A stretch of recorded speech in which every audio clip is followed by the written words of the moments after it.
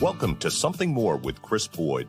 Chris Boyd is a certified financial planner practitioner and senior vice president financial advisor at Wealth Enhancement Group, one of the nation's largest registered investment advisors. We call it Something More because we'd like to talk not only about those important dollar and cents issues, but also the quality of life issues that make the money matters matter. Here he is, your fulfillment facilitator, your partner in prosperity, advising clients on Cape Cod and across the country. Here's your host, J. Christopher Boyd. Thank you for being with us for another episode of Something More with Chris Boyd. I'm here with Jeff Perry and Russ Ball. We are of the AMR team at Wealth Enhancement, and glad to have you. And our topic today is, if you're thinking about early retirement, there's a few questions you want to ask yourself before you get started. And before we get started, I just want to give one more reminder. We have a great webinar coming up on September 9th.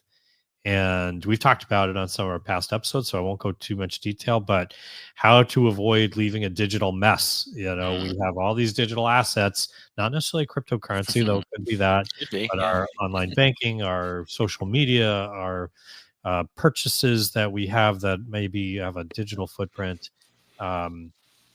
There's things to be planning for, and you might want to, or did I say social media?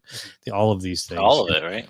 Yeah, you may want to make sure you have a good game plan for how to deal with these for those you leave behind. And, you know, it's in the event that you pass, when you pass. When you pass. Yeah. Who's going to get my airline miles? That's what I want to know. Well, that's a great example. Yeah. those points on your credit card. Yeah. Yeah. So in any case, tune in. We've got a great topic, a great speaker, and register now. We're going to leave the link in the show notes if you'd like to register. You can pause this and do that right now if you want to. Complimentary. No, what was that? No strings attached. No strings attached. All right. Yeah. So let's jump right in. This came from an article you found. I think it was Kiplinger. And where should we begin? Brian? Jeff. I almost said Brian. He's on vacation. When people come in, Chris, to if they haven't been a client for a long time and maybe they're coming in because they want to know, can I retire early? Right? Yeah. Don't you find it's one end or the other of the spectrum? Like, they are so solid. They've done a great job preparing, even if they very well prepared. Right? Yeah. They got, based on their lifestyle and their needs and their debt and their goals and all that, they have that number. What's my number? And they've reached that number. Yes. Yep. So that's category A. Category F, if you will, is like, I don't think you're ready. I just don't think you're ready. You have not prepared. You haven't thought about some of the basics, and you don't have enough money. There are some pretty big issues that can be relevant if you retire early that we need to be planning for. Health insurance is an example. Longevity, though, is I think the one that people are least prepared to consider. They think, wow, I'm not going to live that long, and with that comes additional costs as well. So, let's talk about some of these kind of challenges that people run into. So if you're thinking about it, I mean, it's appealing. I don't know. I'm sure everybody some days wakes up and be like, that's it. I'm ready. Don't feel like it today. So, are you ready? What's it require? Let's go through some of the things that you need to be thinking about to be well prepared. And candidly, most people probably should not consider retiring early because there's a lot of need. If you think, I'm going to retire 20 years into my work life. I'm 45. No, wait, I'm going to wait 30 years. I'm 55. Right. Okay. Well, how long are you going to live? Yeah. Well, you could live 30 or 40 years. Could. Or more, right? Potentially, but would not be unusual. Yeah. 30 to 40 years for you to be. So have you been saving that much to be ready to retire as long as you worked, Right. as an example, that's hard to do. And so it requires a lot of planned, dedicated effort to be prepared for that. And you can do that if you've prepared for it, but go into this wide-eyed and with a realistic view of this. And these are a few things you can think about as it may be relevant to you. But as always, we're going to say get a good financial plan going. We've run into people who say, I did some stuff on my own. They have some planning. I forget what software we talked to someone recently, but Well, geez, I mean, it hasn't been that long ago since I came into your office and said, I mean, I knew you yeah, from politics and from friendship and just knowing you from the community. Really. Yeah, that's right. And I had my own plan. I came in with Quicken reports. That's right. Because that's how we track everything. And I thought I had a good handle on things and for our plan, but I came to you to say, am I correct? Meaning, what am I missing, right? Because that's the thing. If you're looking for a little backup on this, right? If you think you're ready, why not get a second opinion? Because this isn't in most cases, this is, of course, you can go back to work part-time, but if you've had a career and you're at the peak of your earnings, which most people are when they're getting close to retirement, they're at the peak of their earnings life, their accumulation phase. Once you make that decision, you really can't go back usually. Yep. To where you were. Yeah, and maybe you can, but not when you find out at the back end. That's right. Like, darn, I retired too soon. Right. I'm 90 now. I guess I'm saying if you retire at 55 and you're 10 years into it and you haven't kept up on the technology and the connections and all those things that resulted in you being at the peak of your career, and you're making $150,000 a year and all this, to go back to find a position to get that income again is very unlikely. Right.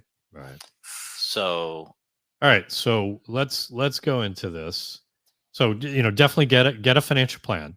Talk to a qualified, financial professional, someone who is a fiduciary, preferably a CFP or something similar, and someone who is going to give you, let's call it dispassionate advice, not, because they have an agenda, and can help you figure out, does this plan work in the process? Get a little help in the process. And that's where I was going to. Sometimes people have spreadsheets, some people have software. These can be helpful, but sometimes there might be more nuance and some other things to consider that might be helpful. So, yes, who's going to just say that? Something was about to chime in. Russ? I was going to say, for example, with a spreadsheet, you can say, all right, well, I'm getting 4%, let's say, on my money market account, or 4% on my cash. All right, if I extrapolate that over the rest of my life, 30 years, 4%, then that's like, I can do that. That makes sense. But, that's not accounting for interest rates going down. You're not going to have that 4% forever necessarily. The range of possible movement of that rate, as an example. Well, yeah, that's the other thing. If you say, well, the market, based on my portfolio, I'm going to get 6% a year, and every year I'm going to get 6%, then my retirement works. It's perfect. But that's not really how the market works. It's not as predictable as that 6%. It's not as pretty as that. You might average 6%, but what if you had a bunch of bad years at the start and then it works out to average to 6%, but you had some erosion right at the outset? That's a good example of something that can go wrong. We use, and this is not uncommon to us, the idea of Monte Carlo simulation, but the idea of this looking at standard deviations and the variation of possible outcomes, which takes into account those kind of things like sequencing of returns and the range of possible performance consequences for good and bad. That's an important thing that's maybe a little different than a spreadsheet. Yep, definitely. So, Russ, here we go. Here's the first question for you. What is the hardest question to answer for a client when they're thinking about their financial plan and forecasting for the future? what do you spend? What are your expenses? Absolutely. Exactly right. How Bing, much? bing, bing. Ding, ding, ding. Yep. That is. Oh wait. Yeah. Thank you. Nicely done. Nicely done. So, it can be difficult to know that most. This is not unique. It is No. commonplace. Most people come in, don't have a really clear handle on what they spend. Now we do run into people who are very good about it and do their tracking and so forth. But it is much more common. So don't feel bad if you fall into this category. You're not alone. But this is an essential insight to thinking about how does your forecast for the future project, how accurate will we be, is knowing, getting a clear handle on what are we spending. Yeah, that's especially true when people have a little or a lot excess cash. So meaning that what they're bringing in with their income, it's meeting their needs. They're on automatic savings with work. They're all on bill pay, whatever, and it's always fine. Their cash flow is always fine, and they buy what they want and they do what they want, and therefore they're not even looking at their bills, right? Right. Yeah. So it's working. So they don't need to worry about it. That's right. That's right. So it's like they have a vague sense generally, but it's basically, well, we're spending about, or we're spending less than what's coming in, whatever. They have this kind of vague awareness, like you said, and that's fine. That's not a judgment. That's just, there's no judgment here when at we all, try right? to figure out what can we expect for the future. Well, we kind of need to put a number to it. And what's your number? What's your number? When the You client, like them apples, right? Right. when the person comes up with a number, it is almost always understated. Yes. And there are things we will add to it relating to goals. Well, we'll talk about one of those in just a second, that we add into the mix. But we do think in terms of goals, like, we probably need to buy a car from time to time. We might want to travel. We might need some home improvement, whatever the topic area is. That things that might be a little outside the realm of the ordinary cash flow number. Let's go on to one other thing, and that's kind of related to this. And one of the numbers that we add to our planning relates to the cost of healthcare. And that's another one of these things that what will healthcare cost and what will you pay for that? And if you retire early, right, there's a particularly important element of this, right? You're prior to your Medicare calculation. Maybe you're paying for Cobra for a little while, or maybe, let's say if you retire at 60, you have 5 years before you're on the Medicare premium structure. And whether you use an HMO approach or whether you use an indemnity supplemental plan, there's some additional cost you might incur there. But putting those things aside, you need health insurance. Right. And for one or two, or however, it depends on the dynamics of your family and so forth. But what's that going to be? That's another thing people underestimate.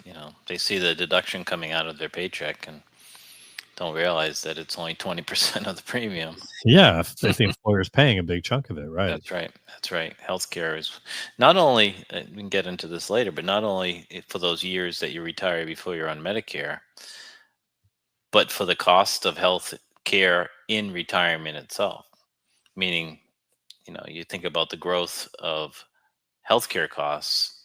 If you're healthy and you're 60 or 65, and you think, well, health insurance will cover, it's always covered most of it. I have a $500 deductible or whatever. But as you age, things come up that are not covered by traditional health insurance programs.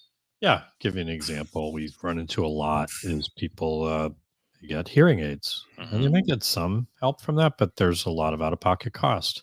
Right. I need a tooth implant. Yeah, the dental thing is, so many people run into that. Right. There's a lot of cost that is out of pocket. Those are a couple of, big ticket kind of examples that we've run into often. I don't know if there's others that come to your mind, but those are the big ones that I see. So healthcare, we've got the premium for maybe that pre-Medicare eligibility. That's a big cost, big ticket. We got a plan for that. When we get into retirement age, this 65 and older with Medicare, we do often make some assumptions about. We've kind of used some national average in our calculations that we add to your, costs because, we think it's better to inflate that at a higher rate of inflation. We want to assume, we don't want to under assume, we want to over assume essentially. So we make some use of those numbers, but those can be Medicare premium considerations. Those can be, what else? Things like copays and deductibles and some of the things that aren't covered, maybe. That's right. Yep. Yeah. So, and then of course, late in life, there can be a lot of extra costs that we need to think about in a distinct way. And that when we stress test the plan is, what if we have a long-term care expenditure? Right. How does that affect the plan? Right. And when we do our financial planning, we like to do. There's the feature on the program we use that has some stress test, and there's a variety of things that we look at your financial plan and say, well, how does that? What happens if? What happens if inflation is higher? What happens if healthcare costs are higher? What happens if taxes are higher? What happens if our returns are lower, we live longer, et cetera, et cetera? There's a whole variety of things we can look at. But these kind of things you don't always do when you do it on your own. And particularly if you're thinking about an early retirement, make sure you've done a lot of these stress tests to think about what ifs. Yeah. One other piece that I was just thinking of is like, if you retire early, you're probably going to want to take Social Security earlier than you might ideally take Social Security. And there's sort of an opportunity cost there. That's not something you can count. Well, that's one of the points, isn't it? It is, yeah. Do you want to set that up? We'll come back. Let's talk about that part for a minute or two. This notion, like now, if you retire at 60, you don't even have Social Security as an option, do you? That's right. So the question is, how do you fund retirement before your Social Security kicks in? And we're not suggesting by that question that Social Security is going to pay for all of your retirement, right? But until you get that supplement, full retirement age for people born early, like 1960 is the cutoff, is 67 right now. If it's before that, it's 66. So, and then of course, we encourage people when it's appropriate to consider waiting till 70 to get the extra kicker for those 8% a year, right after that age. But if you're going to take it, to Russ's point, if you're going to take it at 62, you're going to be taking a reduced benefit, not only between 62, 67, and 70, but between 62 and the rest of your life. Your check is going to be less than it would have been if you were able to wait. That was kind of where you're going. Anything to add to that? No, I guess so. Yeah. I think just the idea that you're going to be, even if it's not ideal, if you retire early and you're starting to feel the pinch of that income that you're used to having not coming in, you're going to feel inclined to dip into Social Security early. And that we have those conversations with clients where the plan is showing, the optimal time mathematically is later on, 67, 70, whatever it may be. But that anxiety about no income can make you make a decision that might not be ideal. And it has lasting consequences that, again, how long are you going to live? We don't know, right? If we knew the answer to that, the math becomes a lot easier. Right. But generally, we really want to encourage people to think in terms of at the very least for the primary breadwinner in a couple, wait till full retirement age and really give serious consideration to age 70 if you think there's a chance you could live well into your 80s. Right. There's some mathematical benefit to having delayed. Now, because one of the two of you can live that long, you'd like to have that amount be the one that carries the on. Larger one, right?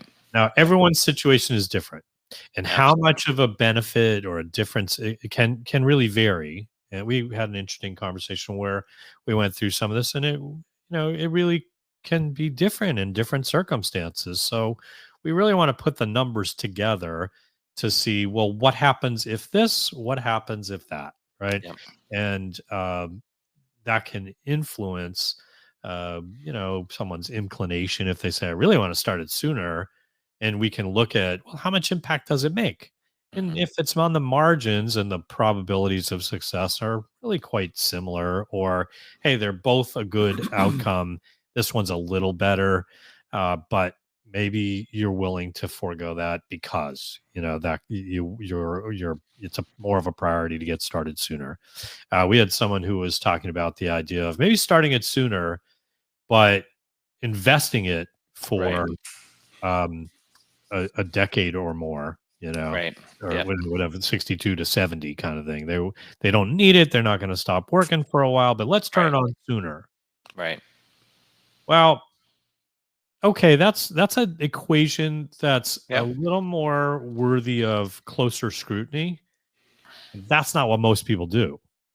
Most people turn it on, spend it, and don't invest it more That's fully. right. So if we're really going to say, oh no, I'm going to turn on, but I'm really going to invest that money, and I don't need to spend it. Well, because I'm continuing to work or something. Well, how much you're making becomes relevant if you start at 62. Right. You don't want to be in a position where we undermine the benefit with added Because of taxation, taxes, right? right? But you can do some equation to say, okay, I'm not going to touch that. That might be a slightly different calculation than the norm. Mhm. Most people, if they started early, it's because they want to spend it. Right. This topic and the previous one have a theme of a common mistake that people make. That might be 60, 62, whatever the age is, and they're doing their math about, can I afford to retire? And so hopefully they come up with a legitimate expense number, and then they say, where's my income coming from? And let's say, for the sake of this example, that they figure it out, whether it's Social Security at 62 or pension or whatever, and they are cash flow positive at that moment of 62, Yeah. and they know about inflation, they think about inflation, especially after these last, Yeah. 2022 was a tough right, experience. Yeah. but they don't do the long-term projection of how much, they think about 2 or 3% inflation. Okay, I can handle that.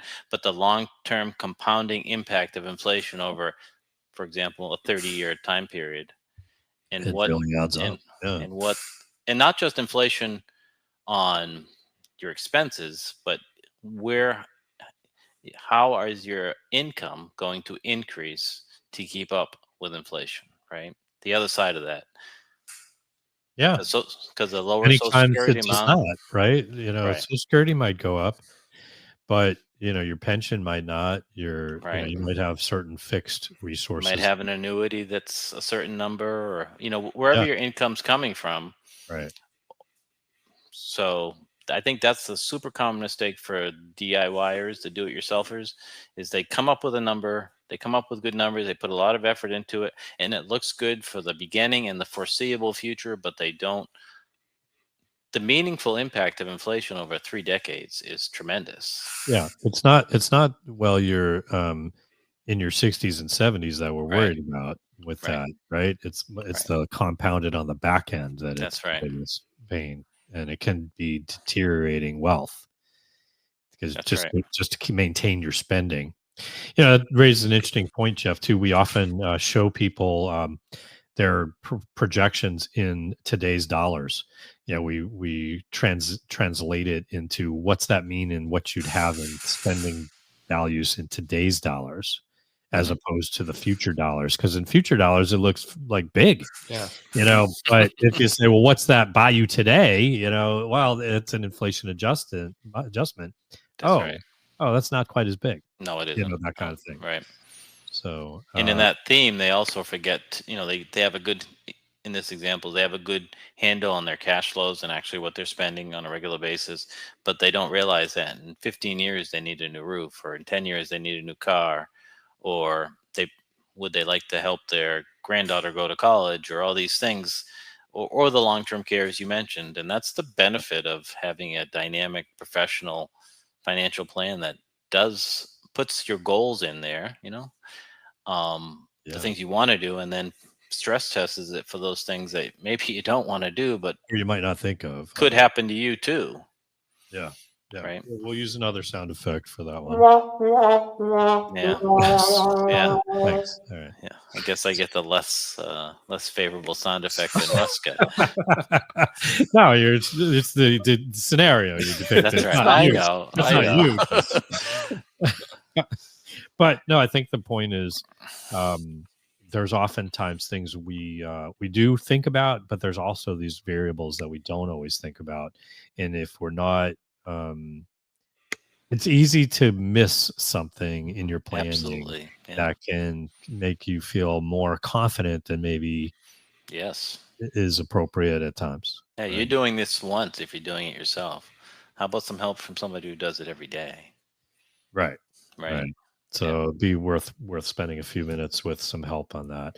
I've got a big question for you. Okay, what's that? That a lot of people don't think about. They might spend, days or weeks putting together a financial projection, but they don't consider this. What are you going to do with your time? It's so good. Such a great question. Mm-hmm. I'm going to travel more. Okay. So you're going to travel, what, 8 weeks a year? That's a lot, right? That's a lot. That's a lot. What about the other 44 weeks?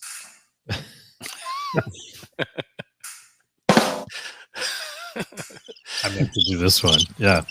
What will I do with that? I'm going to spend more time with family.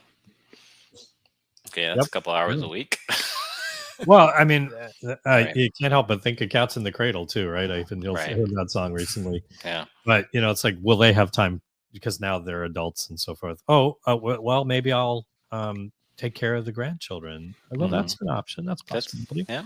That could be a reality. Some people, that's a real motivation, and that's legitimate. Yeah, absolutely. So you have to be thinking about what is that time variable going to be, and does it give you energy? Does it give you purpose? We want to be, we want to have an ideal retirement. Gives us something that we're passionate about. Mm-hmm. We're excited about, we have energy around, right? So that could be things like family, like you're talking about. Yes. Could be some travel, but your point is a good one. If we've got now no work per se, right? Mm-hmm. That's a lot of time each week that we're going to fill, right? Yep. How many hours a day? We're going to sleep a few. Right? Maybe we got 8 of those going to sleep. But there's more than that. It's like, think about your work history and how much of your friendships or entertainment or events you went to or trainings or conferences, whatever your work life meant. Yeah. But how much of that was related to the people that or the things that you had to do for work. Yeah. And despite people's best efforts, best intentions on that last day of work, and say, we're going to keep in touch, let's do lunch, let's and you're walking out the door, statistically that does not happen. You might keep in touch with a couple people, but you lose that common center of interests, common topics, common issues that you were connected on. And good point.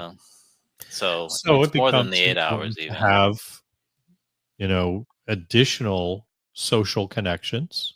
Absolutely. For some of that interaction, have something that stimulates your mind. Now, that there's a limit to how much television news and game on my iPad, those can be helpful, but you want other types of stimulus to keep you mentally engaged, physically engaged, active. So what's that plan for you, right? You just Right. it's not to say there's a right answer. It's what's that It's for you? very unique, but it's something you need to have a plan for, or your days will just be filled with watching reruns of Hollywood Squares.